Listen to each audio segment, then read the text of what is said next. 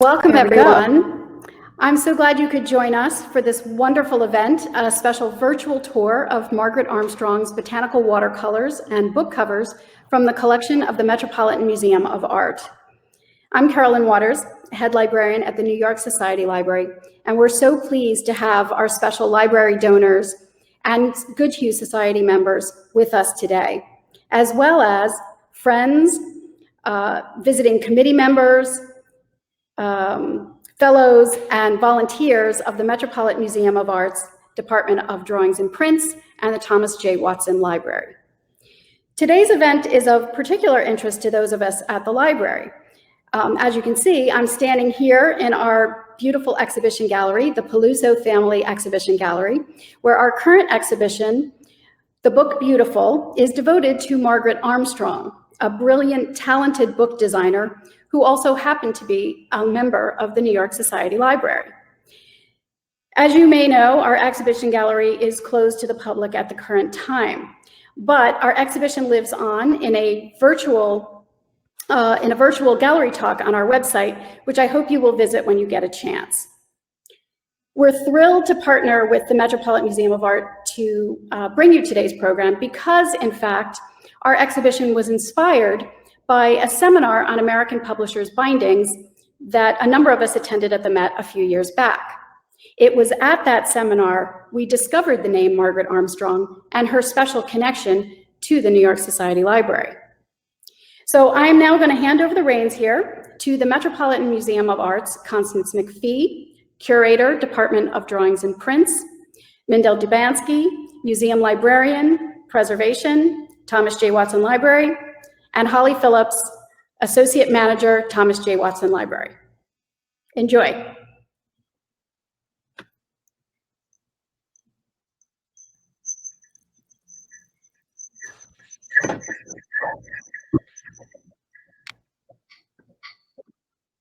Hi. Hello, everybody. Is Mindy coming up as well?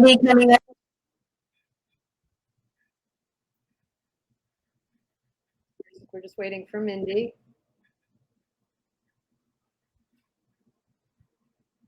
Well, maybe I should get started while we're waiting for Mindy. I'm just giving you initial introductions. I'm Constance Connie McPhee of the Drawings and Prints Department at the Metropolitan Museum of Art, and I'm thrilled to be participating in this program, which was originally planned as an actual tour of 2 exhibitions at the museum, a display at Robert Wood Johnson Gallery, which shows watercolors by Margaret Armstrong and her family and some related book bindings, and then an exhibition in the Watson Library organized by Holly Pittman. So I'm going to speak to you about works in our display and give you some of the background. I will be followed by Holly, who will speak about Margaret Armstrong as a designer of publisher's bindings, and then Mindy Dubansky, who is also from the Watson Library conservator there. She will speak to you about Alice Morse, who was a contemporary of Margaret Armstrong. Thank you, Connie. Oh, there's Mindy. Okay. Hi. So I will introduce myself. Hi, I'm Holly Phillips, and I work in Thomas J. Watson Library. I'm the Associate Manager for Collection Development and Special Collections. I have been in Watson Library for 25 years, and my main role is I oversee the gifts program as well as acquire rare research material. And as Connie discussed this afternoon, I will be talking to you about our collection of Margaret Armstrong bindings in Watson Library within the context of our American Publishers bindings holdings. Hi, is it my turn? Yes. Hi, I'm Mindy Dubansky. I'm head of preservation for the Watson Library, and I'm going to be talking about Margaret Armstrong and Alice C. Morse. Okay, shall we move to the program? Okay. So here we go.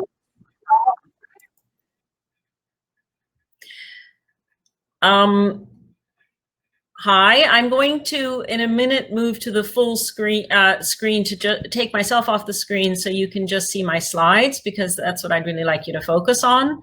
So I'm going to do that now. And you should try and make this slide presentation full screen if you can, just so you can see what I'm talking about. There are two little arrows somewhere probably above your display that you can click on, and that'll bring it to full screen.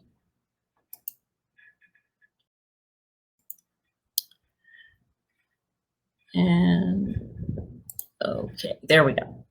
So my focus today is on how Margaret Armstrong, a woman artist who worked in the late 19th, early 20th century, came to create a book called Field Book of Western Wildflowers. Here is Margaret at age 19, just at the beginning of her career, and when she did her field book, this was several decades later, was published in 1915. But I'm going to give you a little overview of her background and her family to set this work in context. Here is the book itself, Field Book of Western Wildflowers, published 1915 by Putnam's. It contains 48 color plates and 500 black and white illustrations. Margaret not only drew the illustration, she was the co-author of this book and really the primary author, it seems like. Her co-author ended up being a consultant. And what sparked my interest and my department's interest in this book is an amazing album of watercolors, botanical watercolors by Margaret. Actually, two albums, but one containing watercolors. That were given to us in 2010 by family descendants, Helena Beanstalk, Cynthia Mackay Keegan, and Frank Johnson. And this came to us really in an amazing way. One of these wonderful stories about how donors come to decide where to place their treasures. Mindy Dubansky was introduced to Helena Beanstalk, and after much discussion, they had initial discussions about where this should go, and very kindly Mindy brought them into the Drawings and Prints study room, and the family decided that this would be the ideal place for these albums because we have wonderful access to the public. Of course, not at the moment, but once everything reopens, anyone is able to come in and see these works. Margaret Armstrong is known to most people as a cover of decorated bindings. I'm not going to speak to you about those. I just show you a little sample here. And most of her work on these was before she worked on the field book. She came from a distinguished family on both sides. And I think this is what provides a lot. It's very interesting to just get a little sense of this about where she came from, because she was not formally educated in a modern sense. She was educated by tutors and took many classes and instruction from artists in the family, but did not attend college or earn a degree. Her father, David Maitland Armstrong, seen here at left, was born on the family property, which is Danskammer up on the Hudson near Newburgh. And after attending Trinity College, became a lawyer. But what set him on the path to becoming involved in the arts was he was appointed the United States consul to Rome, or for initially the Papal States and then Rome, in the late 1860s and remained there through 1873. So he was there during the Risorgimento period, and he met many traveling artists, such as Elihu Vader and Augustus St. Gaudens, and this really inspired in him a desire to become a painter. He eventually became, after finding he could not really earn his living as a painter, he worked with Tiffany and Company and then established his own stained glass studio. And you see him here at right, working on a stained glass window. He had a large family. 7 children, 6 of whom survived to adulthood.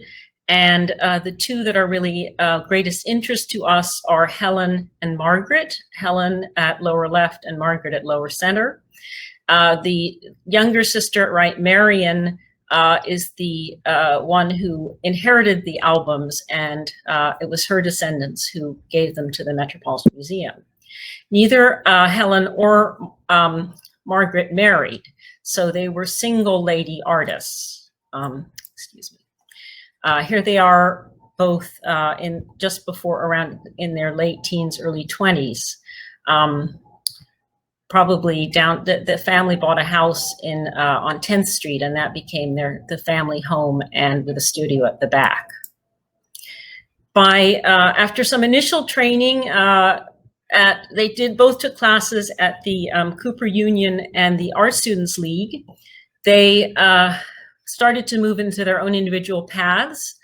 Margaret as a designer of book covers and book bindings, and Helen working with her father at the stained glass company, initially as an assistant.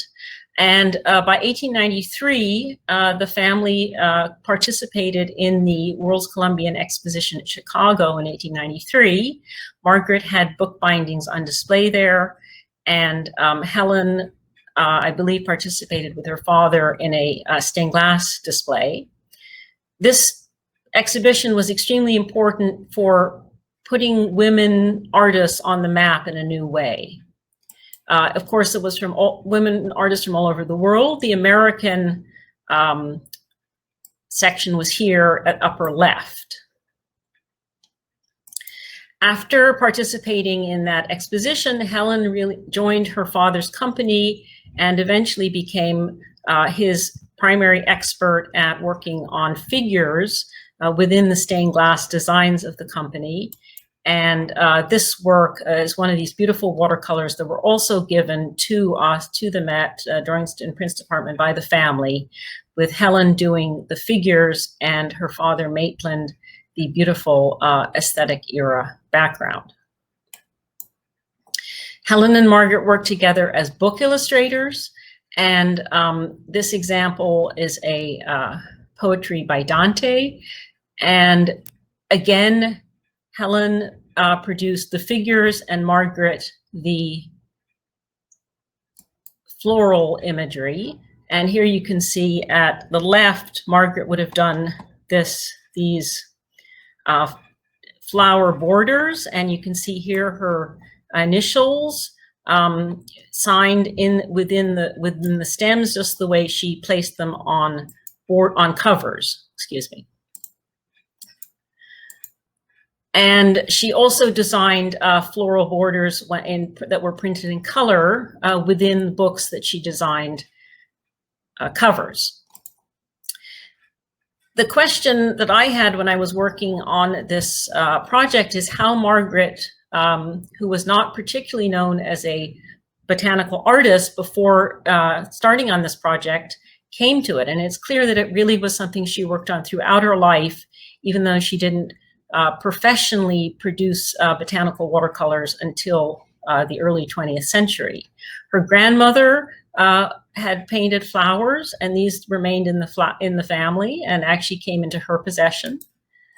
And when she came to do this project, she was clearly a highly skilled botanical artist who could not only do decorative floral designs, but accurate botanical images suitable to illustrate a field guide.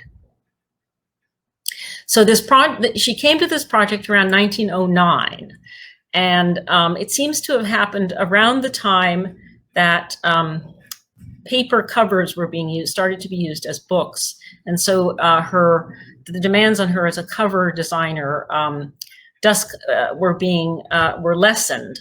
Her brother Hamilton Fish, who became a famous political editor, wrote that she and her friends traveled around the western states, camping, walking, and driving in the deserts of Utah and New Mexico, among the salty margins of the Pacific, on the edges of mountain snow, beside the waterfalls of the Yosemite, and around the foot of Mount Rainier. Ladies don't do that, said the park custodian when they planned to take their tents, sleeping bags, and cooking equipment to spend several weeks on the plateau halfway down the Grand Canyon. But these ladies did. Elsie Little told me how Margaret would appear on the ledge with a flower in her mouth and carefully make her way down using both hands, tuft by tuft, rock by rock, then not waiting to brush the dust and burrs off her clothes, begin drawing the flower, perhaps one never correctly recorded, and making notes of the coloring. She drew all the flowers from life, and large numbers of them were described accurately for the first time. So these are the ultimately the designs that ended up in these two albums at the Met. In 1912, Margaret wrote an article in the journal of the time, Canyon and Glacier, describing one of these trips. And here we see pictures of her and her friends sliding down a glacier, probably in Western Canada, Banff National Park. Now here, we're just going to quickly look at some of these beautiful watercolors. I hope you will take time to come and see the album, which is on display at the moment, several works on the wall, and also two more in the Met's 2020 exhibition that will open when the museum reopens. They span the dates from 1909 to 1914, and I believe there's a slight development in style, moving from a slightly more decorative Art Nouveau approach in the earlier drawings to more vibrant colors, especially in the later ones.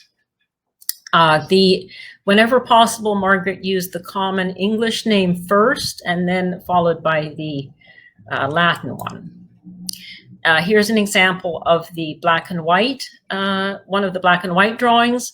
The color ones have been fully illustrated and can be looked at, fully photographed, and you can look at them on the Met's website. Only this one black and white has thus far been photographed.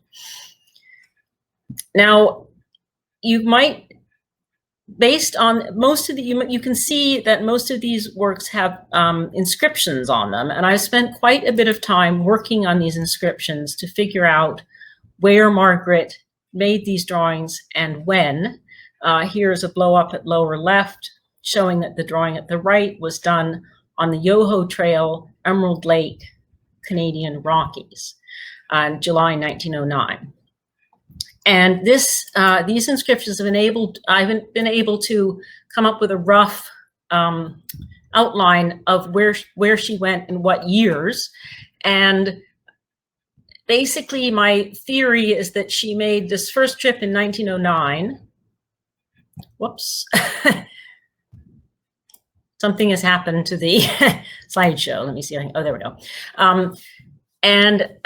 Then took her drawings perhaps to the publisher and proposed doing this book, and then made 3 more trips to do much more detailed flowers drawings of works that would be needed for the illustrations. Here's a map of the Western United States showing you that one basically went to the West Coast by train, and then once when you went back into the other Western states, you would travel probably by stagecoach and occasionally also by car. So Margaret on these various trips went especially to both to San Francisco and Los Angeles, and then back very often to Yosemite, back to the west, to Arizona, up to Utah, the Grand Canyon, and then several trips up to the Canadian area around Banff and Lake Louise. This slide is to show you how the drawings were fairly accurately translated into the book, and using color photography, which at the time was well progressed enough to make very good illustrations. And here's a black and white illustration. The context, when the question comes out, is how someone like Margaret, who was not known as an author, be able to do a book of this kind. And there was a tradition already well established from the 1890s of women authors and illustrators who writing botanical guides. The most famous one is by Francis Theodore Parsons, and Margaret drew covers to 2 of her books, her most popular books, seen here on the left. Margaret's book at the right. And but Margaret, what's interesting about Margaret's book is it is much more practical for carrying with you when you're out in the field.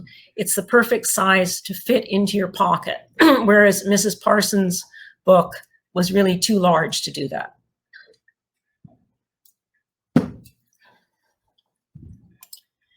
And then finally, what Margaret was really fitting in to publishers, Putnam's publisher, excuse me, guide, they had already published a field book of American wildflowers, seen here on the left, by F. Schuyler Matthews, and Margaret's Western Wildflowers really is exactly the same size as this book. So you can see that when she made her proposal, the publishers felt that her guide would be a perfect sequel or companion to the existing book and text.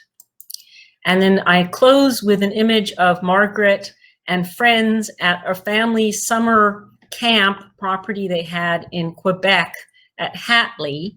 And you can see that she really, from earlier in her life, had been well prepared for this very strenuous work of hiking and traveling and drawing when she went west. So even though she was centered in New York, she was really quite an active outdoor person and an amazing artist and innovator to produce this Western wildflower, which remained in print through most of the 20th century and is still available as a modern reprint. So I'm going to close there and pass on to Holly.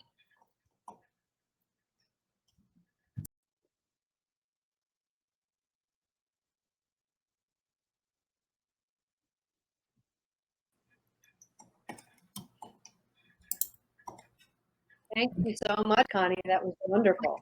So I'm going to now talk about another career of Margaret's, which is decorating bindings, as many of us know.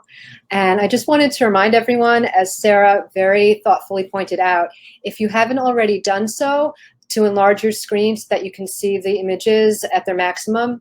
If you take a look in the upper right of your screen, you'll see these 2 arrows that are facing each other, or not facing each other, it's those 2 arrows. If you click on that, that'll make your screen a lot bigger. So I'm going to share my talk.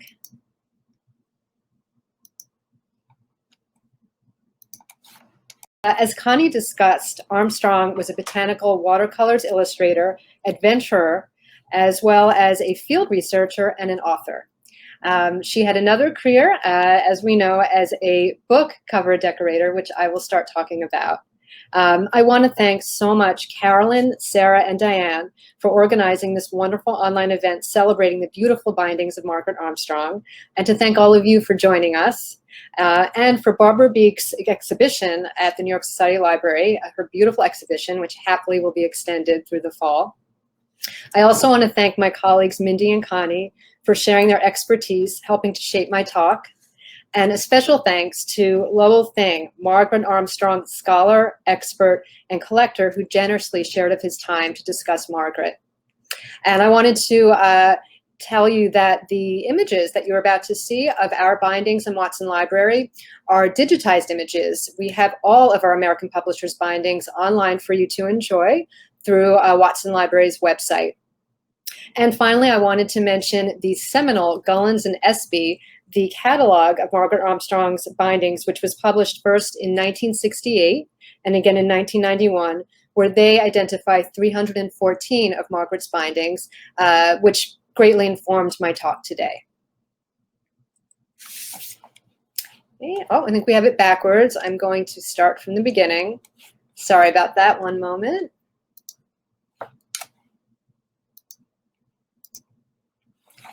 And I think we're going to have to, Sarah, do you know if we can start the slides at the beginning, or if I should just go ahead and go backwards for a minute? Okay,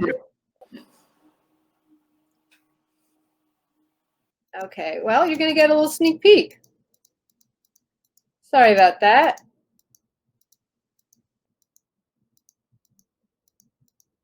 You can see all the bindings in our collection, and we're almost there. There we go. So I'm going to begin by talking about the different aspects of Armstrong and Watson Library that I will go through today. The first aspect is to talk about Armstrong's bindings within the context of our already growing American Publishers bindings holdings, which now reaches over 800. We started acquiring them in 2012. Another aspect that I will discuss today is of the Armstrong bindings themselves, which are 54 of these beautiful covers and growing. And then finally, I will end my talk with a sneak peek at our display that we have here in Watson Library, which we are going to extend through the fall. So just to give you a little bit of an idea about our American Publishers bindings, as I mentioned, we now have over 800 of them, and we started collecting them in 2012. There are a few different reasons why we started acquiring decorated bindings, and one of them is that there is a wonderful collection in drawings and prints, but outside of drawings and prints, they were not being collected in the museum. So we approached Alice Cooney Freelinghausen, the Anthony W. and Lulu C. Wang curator of American Decorative Arts, with this idea, and she was very enthusiastic. So with the support of American Decorative Arts, we pursued our acquisition of decorated bindings. We acquired our first group of about 30 of them, and a few years later, in 2016, we held that symposium that Carolyn spoke of, where we had over 125 collectors, curators, librarians, binders, and conservationists all gathered together in Sacerdote, all enthusiasts of the beautiful publishers' bindings. And it was really great. Connie, Mindy, and I spoke along with a distinguished panel of publisher binding experts. We also built our collection on a gift that Alice Morris gave to Watson in the 1920s, which Mindy will speak about, as well as building upon the wonderful archive that we acquired from Mindy Dubansky in 2014 of 184 Alice Morris bindings. So to give context of exactly what our publishers' bindings collection consists of, I have categorized them by these 4 different ways. Our bindings start in the 1800s. Most recently, we have acquired wonderful early publishers' bindings with paper covers, and then we go all the way up to 1930 when the bindings start to have a futuristic Art Deco look. So the 4 categories that describe our collection are, number 1, they represent different historical periods of art. One of the reasons that we began acquiring our collection in 2012 is that decorative arts, as we know, is part of the canon of art history. And these beautiful bindings really tell that story of decorative arts. We wanted to support that aspect of art history, as we in Watson Library are responsible for supporting the entire encyclopedic scope of art history as represented in the Met. Another aspect of our bindings is that they represent hundreds of well-known designers, both important designers of book covers and artists that are well-known, fine artists such as Maurice Prendergast and Rockwell Kent, who also designed book covers. And then the third aspect that characterizes our collection are technologies. The wonderful technologies that were possible after the Industrial Revolution in the 19th and 20th century, allowing this mechanized production of beautiful covers. And the goal was, how can we make these covers colorful and attractive to buyers, but economic, so that they would be available to masses to purchase. And we'll take a look at some of those and how Margaret supports those, including gold stamping and metal, well, silver stamping, which is really an alloy as it tarnished. And then finally, we have a great collection of books with timely pictorial themes. And what I refer to is, at the time, because of the cultural pursuits, including the advent of the automobile and exploring America, you start to get covers reflecting these cultural pursuits of the early 20th century. So you see a lot of wilderness vistas, a lot of moonlight vistas, and so we have a great collection of those. And I'll tell you how Margaret fits into that as well. So shall we begin actually taking a look at some Margaret Armstrong bindings? So what you're looking at is details of some of the more celebrated Margaret Armstrong bindings that we have in our collection, in addition to some of my personal favorites. So when I talked about the 4 different areas that categorize our collection and publishers' bindings, if you take a look right here of this beautiful Art Nouveau peacock, peacocks were very popular as a book cover in the early 1900s, which is not a surprise because it was a symbol of Art Nouveau, emerging from the British aesthetic. And here we have Margaret's beautiful rendition of a peacock for millionaire households. She revised this a little bit a few years later in 20 Centuries of Paris. Looking at Margaret Armstrong's bindings, she also has incredible technological use of gold and color stamping to manifest her designs. Most remarkably, here, one of the bindings she is most well known for is from the Scribner's series, the author Henry Van Dyke. And you see this generous, luscious gold stamping combined with this very vibrant white stamping. Margaret Armstrong tended to emphasize the verticality of the cover of a book. That combined with the strident color stamping resembled stained glass. And a lot of people have said that her books resemble stained glass, which also makes sense as her father, Maitland Armstrong, owned a stained glass firm. And many of the other women designing covers studied with stained glass artists as well. I also want to point out a great use of technology that Margaret uses is in her very well-known book, Pippa Passes. I had to look a few times at the cover of this, and thanks so much to Mindy, who explained it to me. She makes a wonderful use of paper onlay right here. It's not easy to see, but what that is, it's a rectangular, physical, separate piece of white cloth over the green cloth, and then on top of that, masterful color stamping to create the flowers. Here's a more simpler example of a paper onlay that Margaret utilizes. And then finally, I just want to point out this gorgeous variant of Washington Irving's Rip Van Winkle. It's the white buckram variant. In a moment, we'll take a look at the red variant. And if you look at these gorgeous tulips that have an ombre effect, the beautiful yellow and red, the reason that this cover looks so elegant and striking and well done is because Margaret, they're making use of line block binding, which was a technology that developed in the 1870s, which is really a hybrid of intaglio and relief printing to get such fine design. We also have in our collection well-known designers, including the core group of women who emerged. In the late 19th century, as there were more working opportunities for women artists, a core group emerged, including Sarah Wyman Whitman on the left, Alice Morse in the middle, and then Margaret Armstrong on the right. Many of them studied stained glass design, as I mentioned before, and Mindy will be discussing the women's role in more detail following my talk in the decorative arts. And I just want to point out, I put these 3 together for you to really emphasize that these 3 women were really celebrities of their day in terms of designing book covers and how talented and strong they were in their book cover design. If you take a look, all of them, of these particular covers, are really emphasizing the petals of the flower, and they do so in different ways, as is characteristic of their style. We have the Sarah Wyman Whitman on the left, known for her minimal floral design, beautiful, almost an abstract looking effect. Alice Morse in the center, as Mindy has described, Alice really does not necessarily have one distinctive style. Here we have the gold stamping that is really just around the title plane. And then on the right, the very striking Quest of the Dream by Margaret. I love this for many reasons, and one is that very Margaret-esque stylization of the poppy, which really pops against the beautiful golden moon. We also have in our collection a wonderful representation of artist designers. These are artists well known in the fine arts who also design book covers. So while we're also always looking out for bindings with different technologies and pictorial themes to really round out our study collection, we are also always looking for artists that are well represented at the Met, so that their works of art can be exhibited alongside of their bindings, which they designed.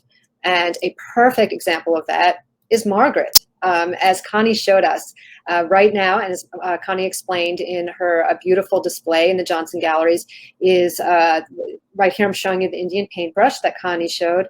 Her watercolor is actually on display alongside of 2 copies. These are variants in Watson Library's collection of Margaret's amazing book, Western Wildflowers, which Connie explained, where she not only designed the cover, She did the illustrations, which numbers over 540, as well as writing the incredible identification of wildflowers.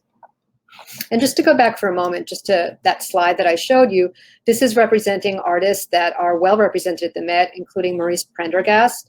And I think by looking at his beautiful cover for On the Point, you can see immediately the Japanismo influence. And he loved collecting Japanese prints. So it's interesting that his style is coming across so strongly in his book cover design, as well as Rockwell Kent. His bold, striking style, very apparent here in his cover for The Seed. So now we're going to just take a look at the Margaret Armstrong bindings in our collection. And there are a few different aspects and questions surrounding them that we'll take a look at. The first one is, how many bindings do we have on Margaret Armstrong? And as I mentioned before, we have 54 and growing. We're also going to take a look at the many publishers that Margaret worked with, which ones we have represented in Watson. We're going to take a look at some of her series bindings we have in Watson, variants, and then finally we're going to look at the stylistic scope. The bindings that we have in Watson really show the evolution of her style, which is really fun and interesting to look at how she started and where she ended. So this is a slide to show you the several publishers that we have in Watson Library. Margaret worked with many of them. She started with McClurg. Here's a beautiful McClurg and Imenzi, where she uses the water lily, which was the book is a romance tale, and the central motif is a water lily, very dramatic. And so she uses that as the main feature. And just look at this clever way that she has the stems interlocking the border. Wonderful. I also just wanted to point out our copy of Maud. This is the holiday gift edition that we have, and we also have the original gift box. An interesting story that I read from Gollins and Espy on Margaret and publishers is that when she started sending out her work to different publishers to get commissions, she was aware that in the 1880s, the book cover design mainly was done by men. So she did not want to use her name Margaret. She did not want them to know that she was a woman. So she used M.N. Armstrong at first, which was going to change as she became famous. So now I'm going to show you our series bindings that we have that Margaret did. This is the very well-known Henry Van Dyke series in the dark cloth. And she probably is best known for this series. It's quintessential Armstrong style with the bold natural motifs and symmetrical designs in gold leaf. This collection was actually planned as a collection by the author and the publisher. And I want to just read a quote by the brother of Armstrong, as Connie read a quote by Hamilton Fish, who was a great publisher and author in his own right. He said, quote, about his sister, "She started a vogue for making the book covers artistic and distinctive. Her covers became a sort of identifying tag for the author. Whenever I see the dark blue and gold design of the spine of some book on a library shelf, I have recognized it as Henry Van Dyke's even before Margaret's distinctive lettering tells me so." So I think that's just telling and interesting how Margaret really did establish a distinctive style. And we also have this beautiful series, one of my favorites, the author Myrtle Reed's Lavender series. When Myrtle Reed published her book Lavender and Old Lace, Margaret designed it in the vertical ribbed purple cloth. And it was such a success that thereafter all of Myrtle Reed's books were in this lavender color. We have 6 of them that you're seeing here. I think the total was 15 that Myrtle Reed did. Binding variants. These are 2 binding variants that we have in the library that Margaret did. We took a look at Western Wildflowers that Connie showed. And on the left, when we were looking earlier at a close-up of these gorgeous tulips, this is the variant in red, buckram. And I think it's interesting to point out that the actual design is identical. The dyeing stamp is identical, but you can just see through different coloring and color of the cloth, it has such a different effect. And so now we're just going to look at a chronological look at her bindings. These are the earliest ones that we have in Watson from 1894. That's when she started decorating bindings in the early 1880s. And you can see how, I don't necessarily want to use the word timid because Margaret was not timid, but how the design, has not yet taken up the full cover of the book yet. In 1895, Margaret developed an alphabet that she was very well known for. The most famous aspect of her alphabet are these gorgeous R's, the extra curve in the R. She also had high crossbars on the A's, the E's, and the H's and F's. And then also her ends tend to be, and A's are very narrow and vertical, which is a very sophisticated way to do the lettering. Her alphabet was very specific. It was kind of an eccentric, but easily recognizable as Margaret's own hand. And then this is what I feel is her golden age from 1896 to 1913, where you have much more fluid designs, brighter cloth covers, as well as Margaret is really individualizing her cover theme to make it connect with the story of the book inside. And I just want to point out her wonderful In the Bishop's Carriage. You have to see this in person. And also, I hope that you all, when we return to the museum and when the museum and library is open, happy to show you any of these books, which you will also see on display. So I just want to point out that Margaret Armstrong's distinctive monogram, when I first had this book in my hand, I was looking and looking, and then I found it very cleverly. It's almost tumbling out of the leaves here, you can see. And a couple of more bindings I wanted to point out to you, both from 1901, really sophisticated and incredible in their style. On the left, the very celebrated Candlelight in Time by Paul Laurence Dunbar, the American poet, novelist, and playwright of the 19th and early 20th century. He was one of the first African-American writers to establish an international reputation. And look what Margaret has done for his book. One caveat, this book does not photograph well. So you really have to see it in person because this dark maroon is really not so dark. In person, it's a little bit more lively. The colors are more lively. So what she's done is had a really whimsical design where you see this crescent moon shining above these stylized cotton blossoms. And then the Bastille, wonderful design. She always has this great emphasis of verticality. And in this case, I think she did a very clever thing where she has the gold stamping just as the background to have the focus on the title. And then from 1914 to 1927, she really stopped decorating bindings. And I believe these are the two bindings that she did during this period. Her very last binding is here on the right, which we have in our collection, Chosen Poems, the last Scribners that she did. Why did she stop decorating bindings during this time? Well, I talked to Connie about this. One reason is that she was caring for her ailing father, and she was also helping him to write his memoir during this time. She, during this time, wrote poems for various magazine publications and provided illustrations for books. And it's possible also that because this is a wartime, another reason that she stopped designing bindings. In her 60s, she began her second career as a biographer and mystery novelist of 7 books, including this biography that we have here in Watson Library on Fanny Kemble. And I like to see Margaret as a bold, a strong person who had many different careers. And the fact that she chose to write a biography on Fanny Kemble, I think is wonderful and fascinating because Fanny was a British actress.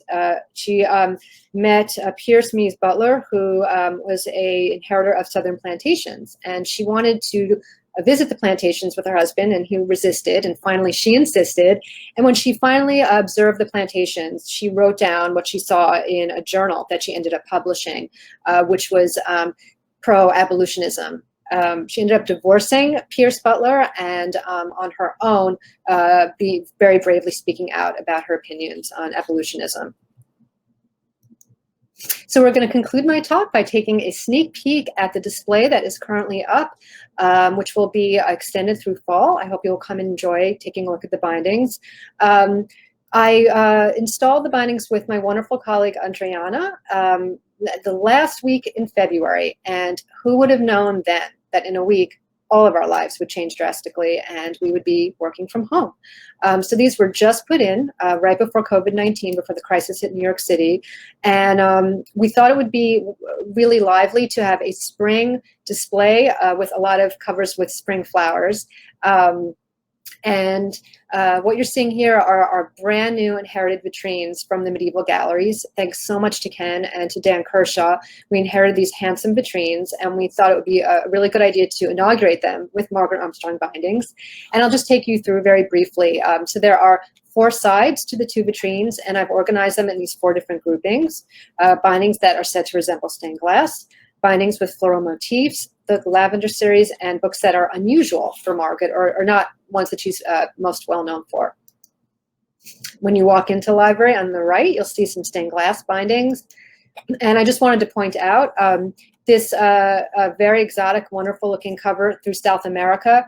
When I first saw this, I thought, oh, there you go. That's Henry Van Dyke, Scribner's, one of the Scribner series that she designed. But then Mindy pointed out, we took a look closer, it's H.W. Van Dyke, not Henry Van Dyke. Completely different author, Henry Weston, and a different publisher, Crowell. The other facing side of the vitrine is celebrating her floral design. I think we've taken a look at all of these today. Beautiful. Then here we have the Lavender series, 5 of our 6 lavender books on display. When you're working through an installation and deciding what goes where, I decided to put the lavender books facing our wonderful patrons when they come in, where the lockers are. I know that when I was a student, when you come into a library, you know, you're checking your code and you're getting yourself ready and you're gearing up, you're excited to begin studying. So I thought maybe the lavender books would be a nice way for them to enter and to just enjoy looking at the calming lavender books. And then finally, our display concludes with books that are more unusual, ones that are not as well known for Margaret Armstrong. I'll just point out 2 to tell you why I made this decision. One reason is this gorgeous binding, The Yoke. I was very surprised it was by Margaret Armstrong because, for one thing, you have these Egyptian figures. You don't normally see figures on a Margaret cover. I also thought that the coloring was a little bit subdued, not her normal, more primary colors. And then the sans serif font, which is not a Margaret font. This also is an unsigned binding by Margaret Armstrong. This one is signed. I'm sorry, this isn't unsigned. It's been identified as Margaret. I was surprised it was by Margaret Armstrong, but it's one of my favorites. It has this beautiful refined feeling, at the same time elegant. And then we also have 4 corners of the vitrine where I'm also featuring some of her more celebrated and unusual bindings that we've taken a look at. So thank you so much for joining us this afternoon and taking a walk through Margaret Armstrong's artwork. I am now going to turn it over to Mindy, who will talk about Margaret and Alice as women in the decorative arts field.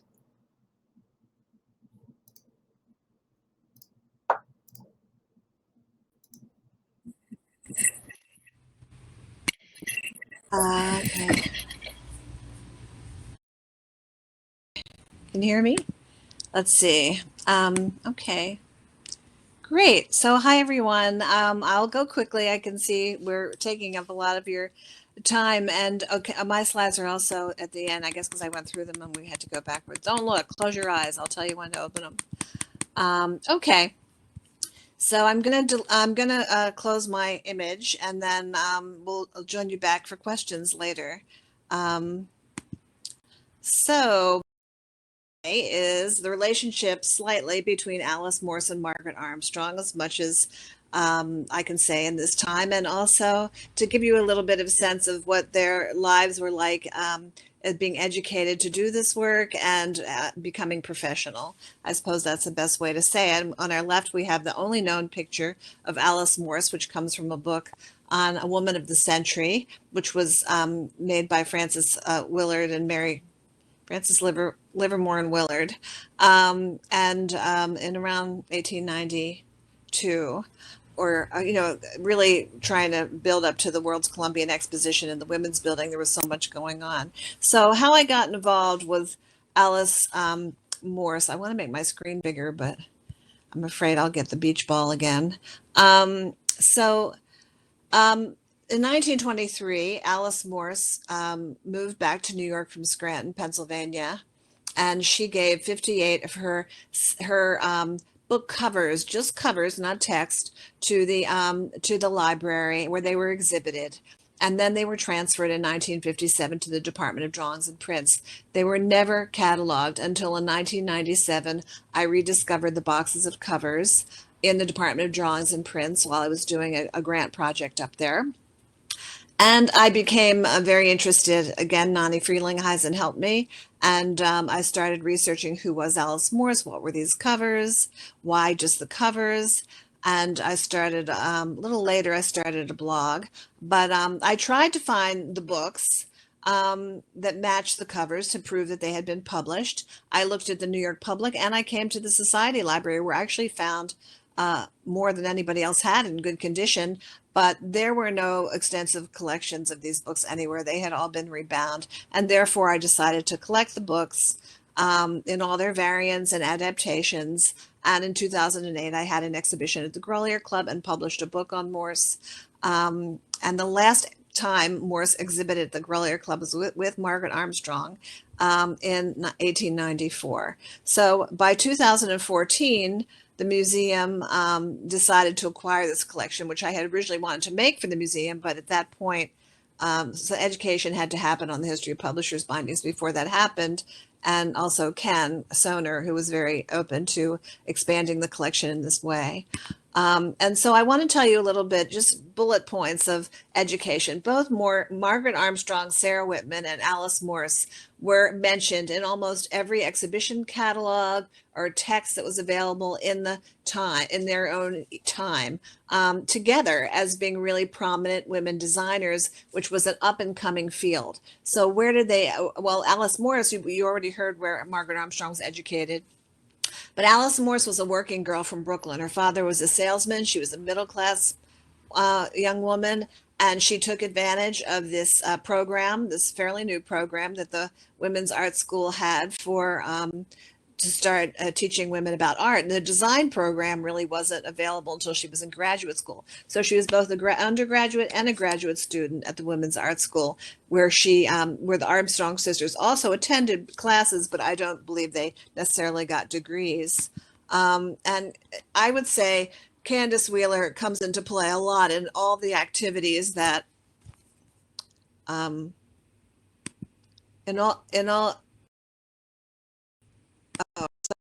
in all of the activities that Candace Wheeler and other reformers were involved in creating the Women's Art School at Cooper Union and every other institution that employed these women.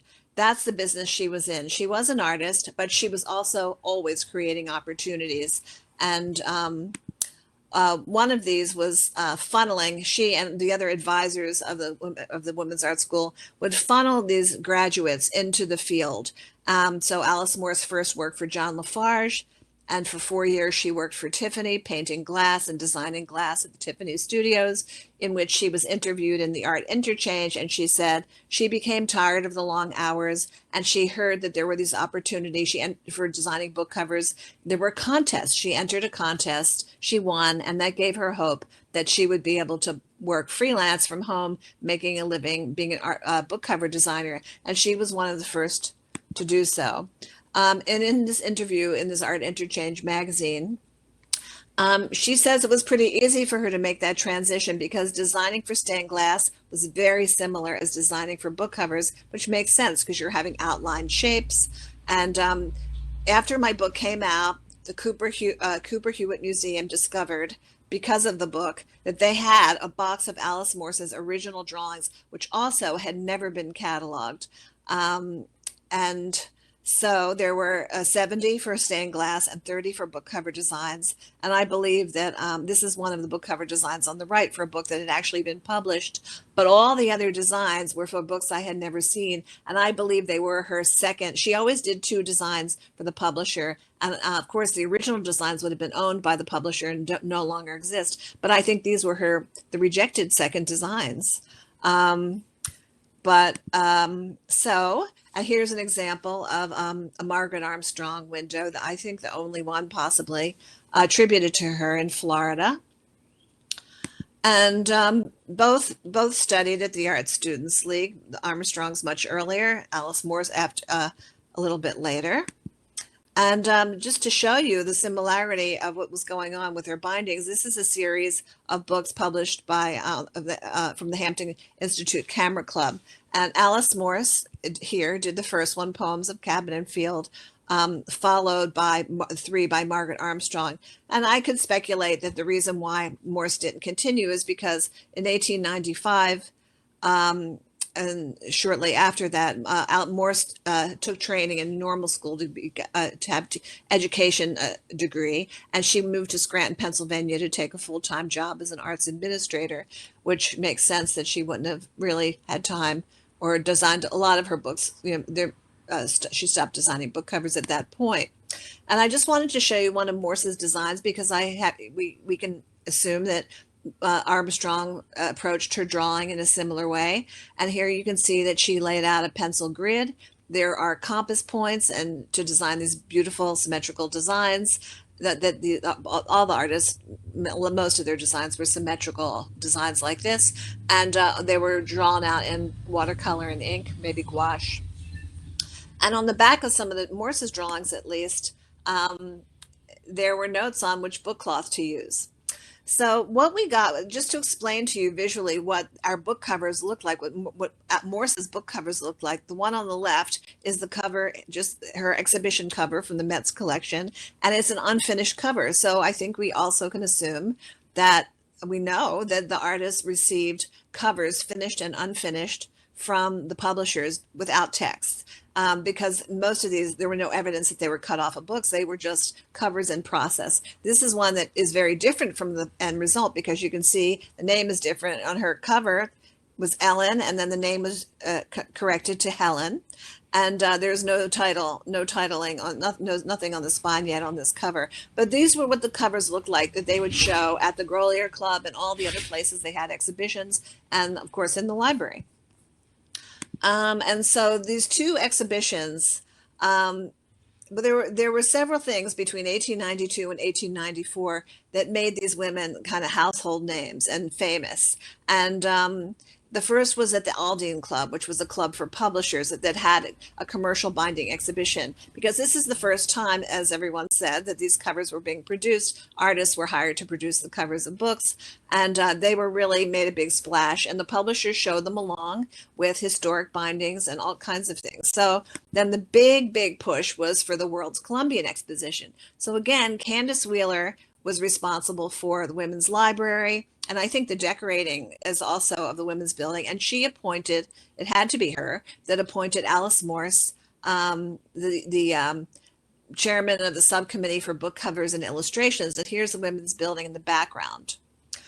So Alice Morse published a chapter in this book. This is the same book Connie showed with a different color variant, color cloth.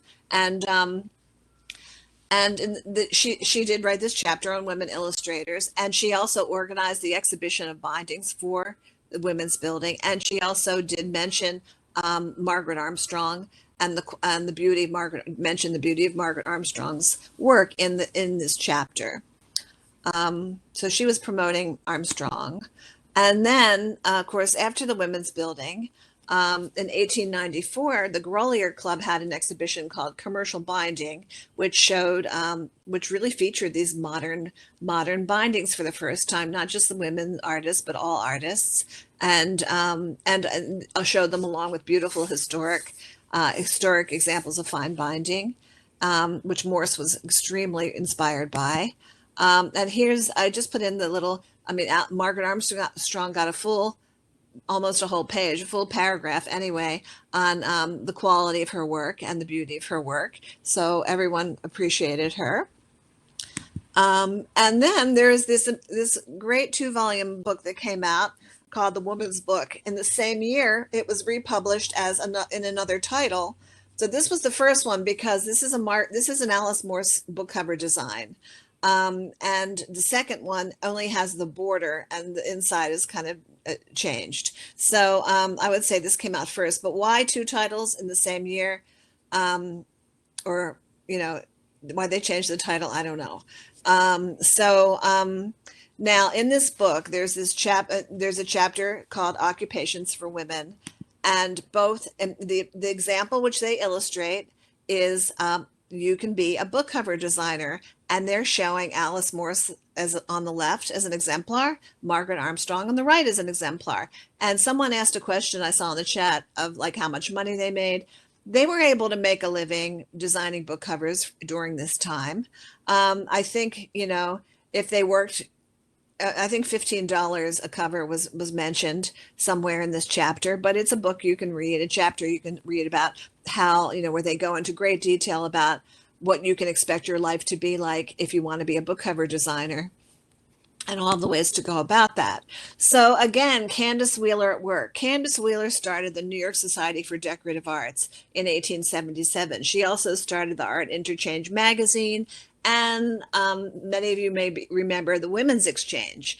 And these were opportunities for women to create beautiful, to learn how to improve their work, to sell their work anonymously for the most money possible. That was the goal, was to try to create opportunities for these women for all women to earn money from their work. But Alice Morse was a designer for a couple of years following the World's Columbian Exposition. Then this means that she created designs for others to follow, meaning they were tasteful, beautiful designs. Therefore, people who followed her designs would probably earn more from selling their work. And they also did different things there. They had courses on needlework. They had a venue for sales, and they had lectures. They really made the effort. And this was a kind of high-end organization at this time, whereas, and this is, again, Art Amateur magazine, that Alice Morse published designs. So these women just didn't design one thing. They were designers in general. This is for a pyrographic plate, a design for a wood-burned plate. She also designed made designs for china painting in the Art Amateur. And there was a wonderful little book called Corticelli Home Needlework. And these are two designs that Alice Morse presented in that book for embroidery. So Lowell Thing informed me that as a teenager, Margaret Armstrong made little objects for sale at the Women's Exchange, and that this was a little calendar that she had made that he thought was the type of thing she must have sold at the Women's Exchange. And if you wanted to know more about Alice Morse, I have written a Morse's biography and sort of a catalog raisonné. And I have this blog. Because everything that I've learned since the exhibition, which has been substantial, because that really stimulated a lot more research from others, I post on this blog. So you can learn more about all of them here. And I thank you for attending and listening to me. Thanks. Okay.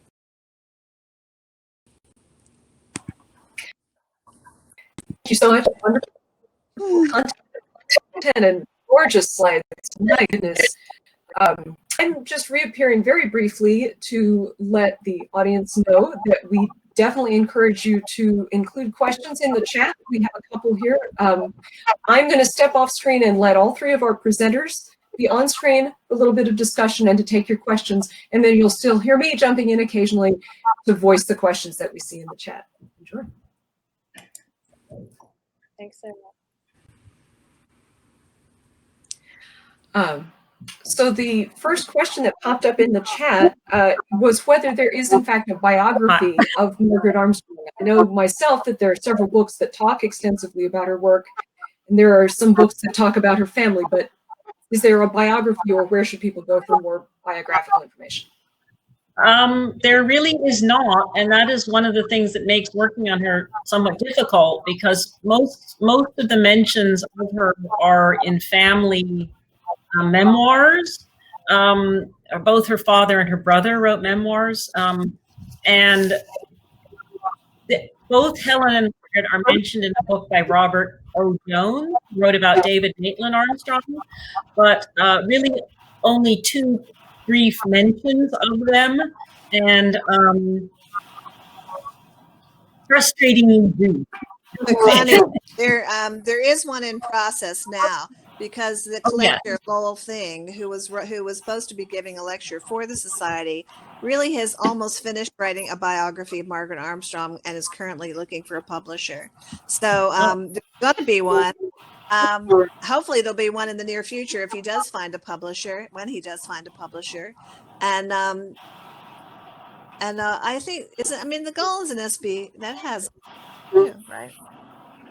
Yes, but when you look very not much, a biography, more of her. Yeah, I mean, to the sense of having really investigated who she actually studied with, when she went.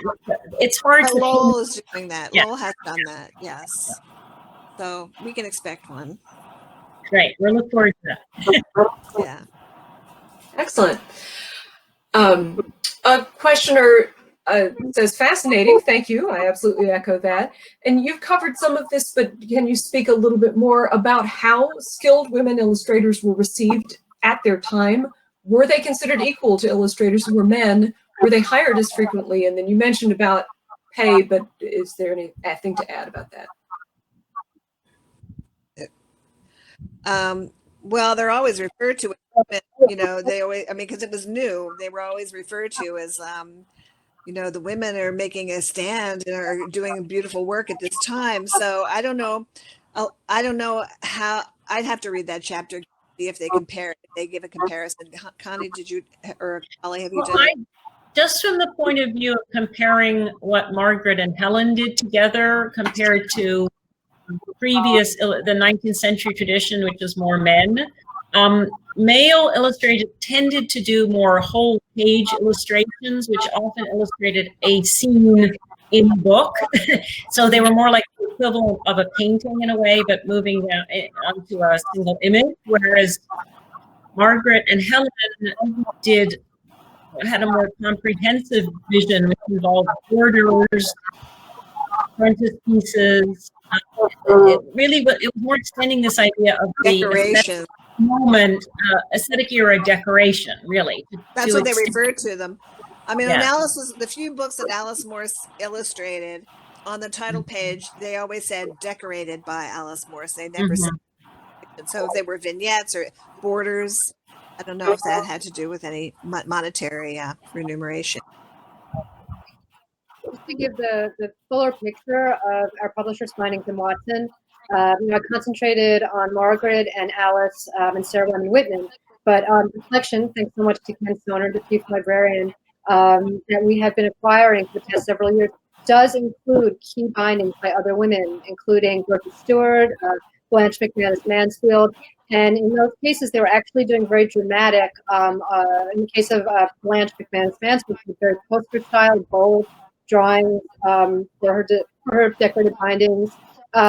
So as we look at Watson's scope in person, there are key male designers like Frank Hazenplug, but in addition to the other three designers that we looked at today, we have a nice full representation of women. And as Mindy was discussing, I think that there was a new opportunity for women in decorative arts at the turn of this century.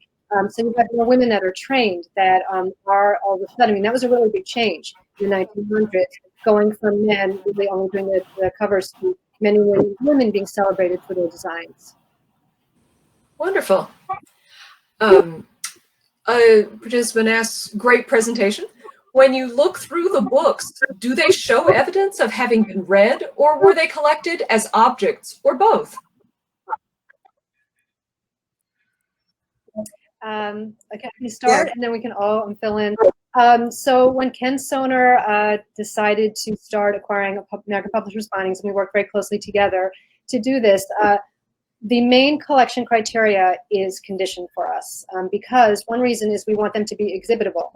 And as they are, not only in the Met, but we also do loans for other museums. We want them to be in fine condition. So this is very challenging, as many of you would imagine, for publishers' bindings. If any of you, if you've been at a flea market or a book fair, you pick up a book, one of these beautiful books from the day, inevitably they're worn and very well loved. So it's a challenge for us, but happily we have great booksellers that we work with a keen eye. So the ones that you saw today, I think they're in unusually good, excellent condition, but by and large, when you see them to purchase, yeah, they're loved, they're worn and read. Holly, your picture off. And I see you are off to me. Oh, you can't see me? No. Interesting. Well, it's just going higher. Now I all I see can myself. say is when I tried to find Alice Morse book covers, for instance, I was looking for 58 at that time.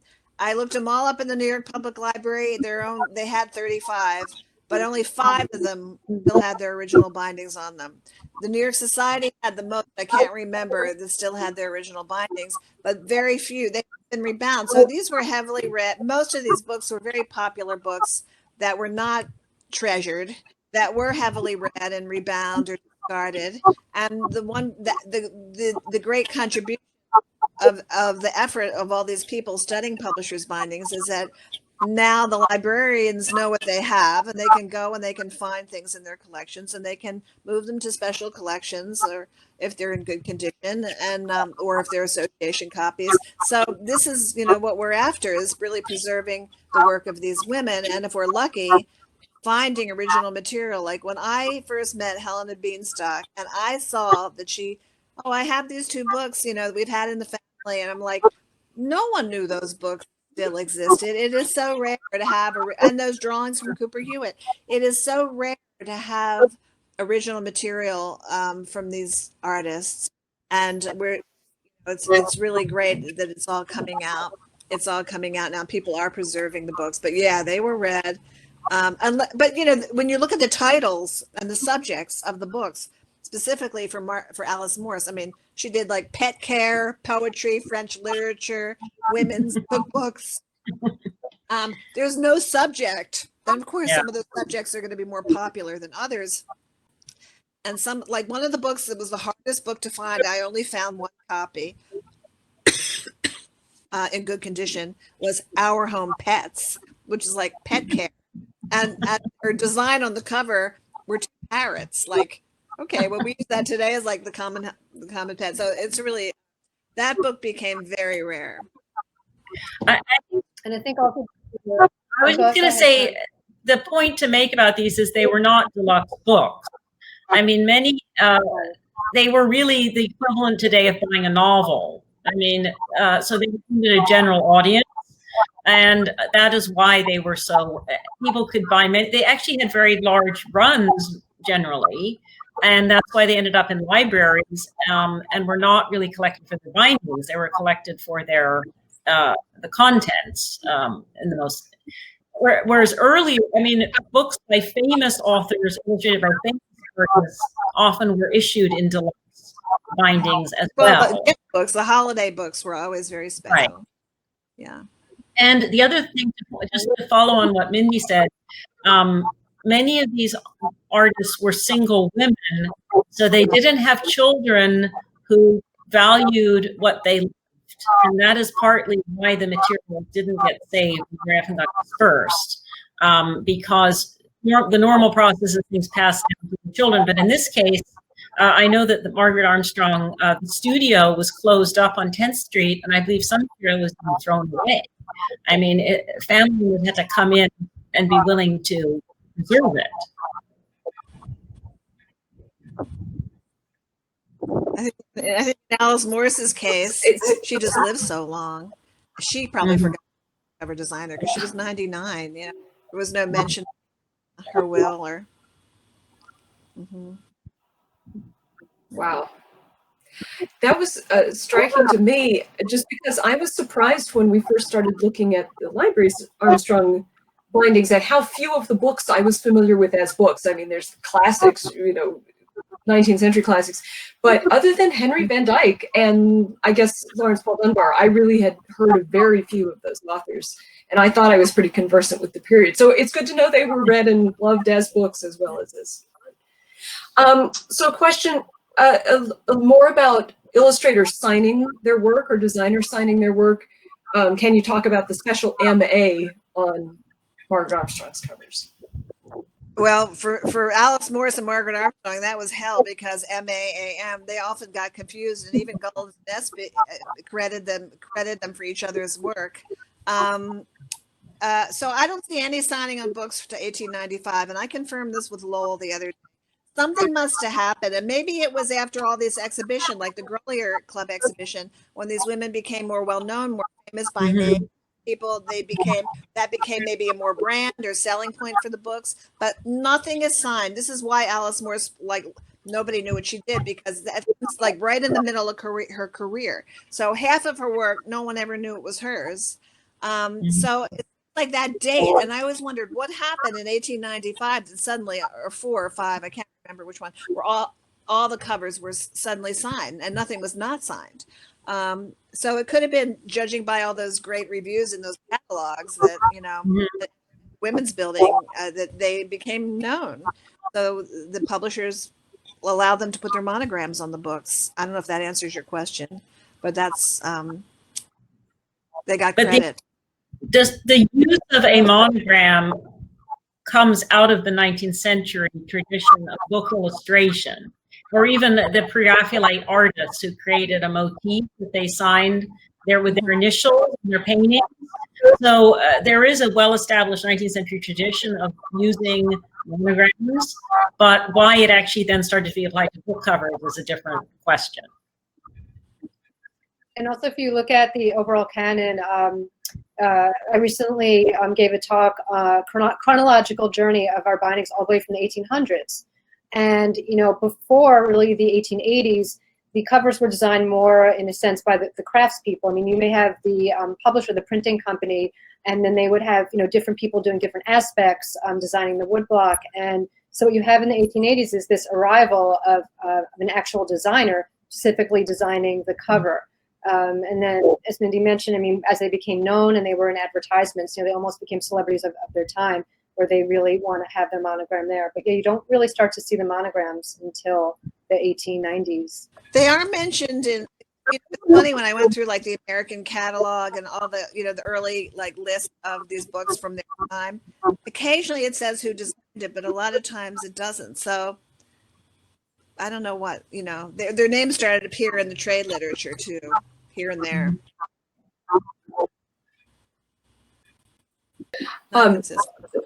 So that's the last of the questions I see from the audience. Are there other things that have not been covered or that you're enthusiastic about that you'd like to throw into the conversation at this point? I actually would just like to give a bigger scope of our publishers' bindings as well as our decorative bindings. We also have a collection going back to the 17th century, thanks so much to a gift from Mrs. Reitzman in 2008 of Almerol bindings. So when we first received that group of bindings, Ken Soner, the chief librarian, that was also a little bit of a beginning for us to start adding to our collection of decorated bindings. So hope that when we return, you know, any of these bindings are available for you to look at online that have been digitized, as well as when you come back to look at them in person, we'd be happy to show them to you. I would, Oh, please. something I didn't get to really go into, but which is, I think, a fascinating topic that this sheds light on, is this moment in American culture where there were opportunities for women provided by these large companies, usually publishers or decorating firms. And the women didn't necessarily have to have degrees. They could be extremely skilled and knowledgeable, but it was something they learned often themselves or by taking classes or seeking out teachers. I mean, I am amazed that Margaret Armstrong was able to write a botanical work just based on her personal knowledge that she had gained over time, and clearly being able to look at models and use them. But all the decisions made in that process about, you know, what terms to use, how to group the plants, all these things, yet produce something that was so usable, but it was again aimed at a general audience, not at a scientific audience. So there was a moment there before things became professionalized, certainly in the West, that there were these routes for women to take that they very energetically pursued. Mm-hmm. I mean, the drawings, and those drawings are exquisite. They really are.